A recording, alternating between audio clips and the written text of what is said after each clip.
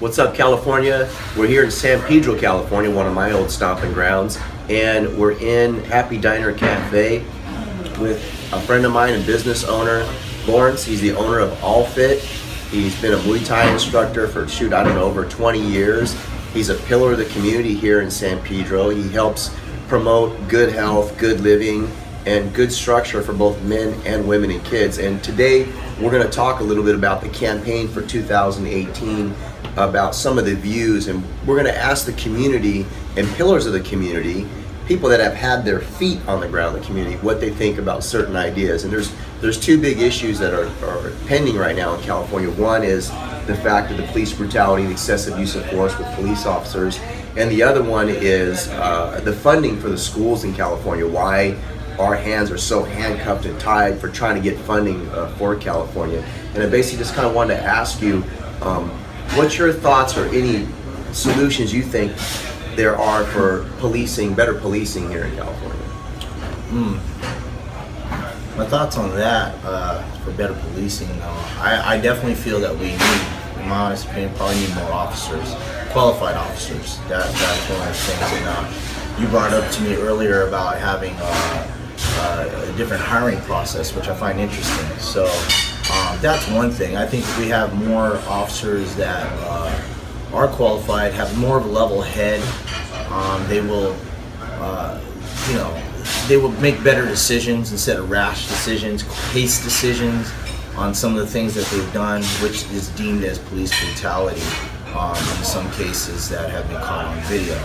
So that's one take on it. So yeah, that's a big thing. That one of the big points of the campaign trail that we're going to try to work on changing. First of all, the hiring age for the police department. I believe that 21 years of age is just too young to be in the society where we're at now to be doing police work. I'd like to see that age raised to 25. And one of the other criteria, like you said, is these guys got to have their feet on the ground a little bit more as a man about, life, things that happen in life, and some of the hiring process that LAPD have, we need to really look at that and not try to hire these guys that basically never even had a parking ticket. That's not reality, And bear in mind that our police department, I believe, has the best actual tactical training, police training, knowledge of the criminal system. I mean, hands down, there's countries that follow our lead in our academies. But I think one thing, like you said, we need to revisit the hiring process and who we're actually hiring. I think that's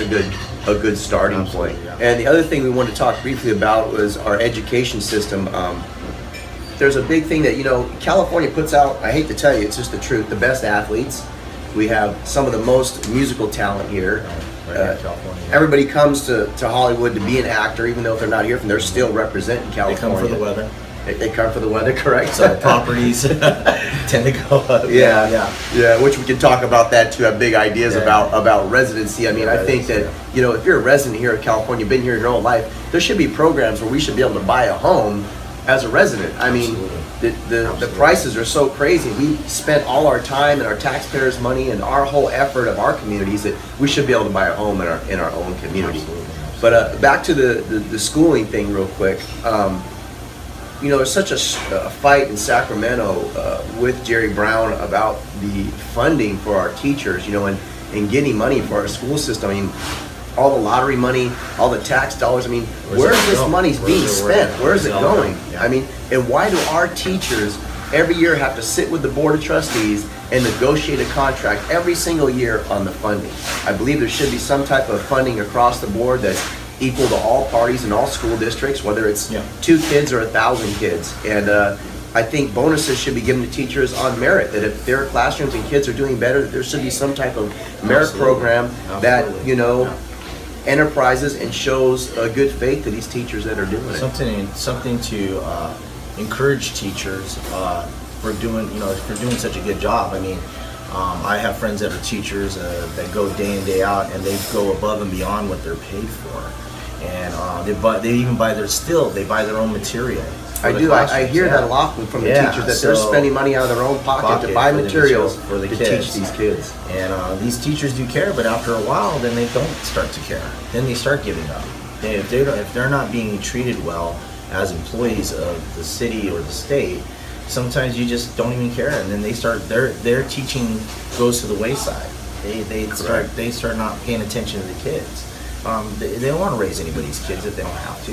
Right. You know, they're not paid enough to do that. I mean, that's just one story. I'm not saying that's everybody's story, but that's from what I've heard. I've heard it a lot too. Yeah, I mean, it's so- a similar story. And remember, the campaign for governor 2018 is about the people of California. It's not about being a Republican or a Democrat or a liberal. It's about what's right for this state, this great, great state here in California. And you better ask somebody.